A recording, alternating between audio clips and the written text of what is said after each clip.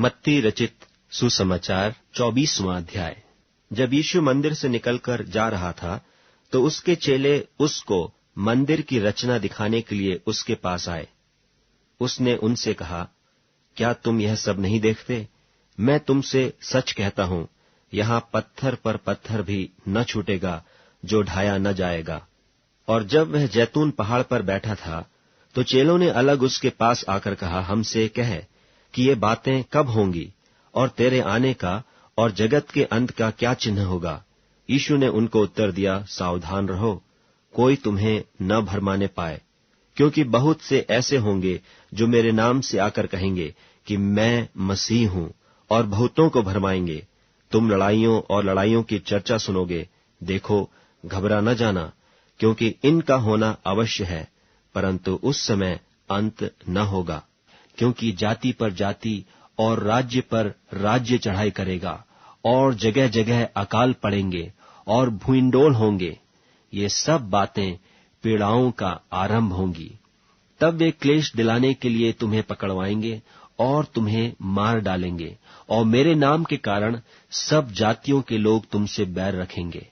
तब बहुतेरे ठोकर खाएंगे और एक दूसरे को पकड़वाएंगे और एक दूसरे से बैर रखेंगे।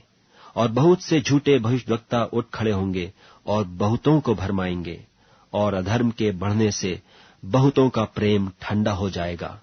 परंतु जो अंत तक धीरज धरे रहेगा उसी का उद्धार होगा। और राज्य का यह सुसमाचार सारे जगत में प्रचार किया जाएगा कि सब जातियों पर गवाही हो, तब अंत आ जाएगा। सो जब तुम उस उजाड़ने वाली घृणित वस्तु को, जिसकी चर्चा दानियेल भविष्यद्वक्ता के द्वारा हुई थी, पवित्र स्थान में खड़ी हुई देखो, जो पढ़े वह समझे। तब जो यहूदिया में हो वे पहाड़ों पर भाग जाएं, जो कोठे पर हो वे अपने घर में से सामान लेने को न उतरे, और जो खेत में हो वे अपना कपड़ा लेने को पीछे न लौटे। उन दिनों में जो गर्भवती और दूध पिलाती होंगी, उनके लिए हाय हाय। और प्रार्थना किया करो कि तुम्हें जाड़े में या सब्त के दिन भागना न पड़े, क्योंकि उस समय ऐसा भारी क्लेश होगा जैसा जगत के आरंभ से न अब तक हुआ और न कभी होगा। और यदि वे दिन घटाए न जाते तो कोई प्राणी न बचता, परंतु चुने हुओं के कारण वे दिन घटाए जाएंगे। उस समय यदि कोई तुमसे कहे कि देखो मसीह यहां है या वहां है, तो प्रतीति न करना, क्योंकि झूठे मसीह और झूठे भविष्यद्वक्ता उठ खड़े होंगे और बड़े चिन्ह और अद्भुत काम दिखाएंगे, कि यदि हो सके तो चुने हुओं को भी भरमा दें। देखो, मैंने पहले से तुमसे यह सब कुछ कह दिया है। इसलिए यदि वे तुमसे कहें, देखो वह जंगल में है, तो बाहर न निकल जाना, देखो वह कोठरियों में है, तो प्रतीति न करना, क्योंकि जैसे बिजली पूर्व से निकलकर पश्चिम तक चमकती जाती है, वैसा ही मनुष्य के पुत्र का भी आना होगा। जहां लोथ हो वहीं गिद्ध इकट्ठे होंगे। उन दिनों के क्लेश के बाद तुरंत सूर्य अंधियारा हो जाएगा और चांद का प्रकाश जाता रहेगा, और तारे आकाश से गिर पड़ेंगे और आकाश की शक्तियां हिलाई जाएंगी।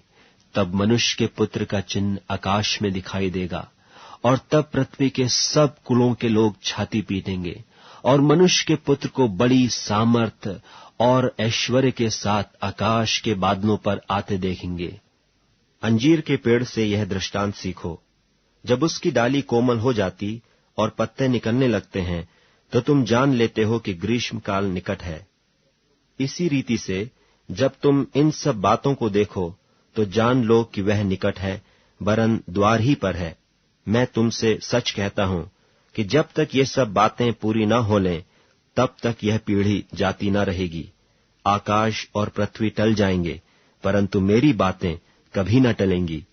उस दिन और उस घड़ी के विषय में कोई नहीं जानता, न स्वर्ग के दूत और न पुत्र, परंतु केवल पिता।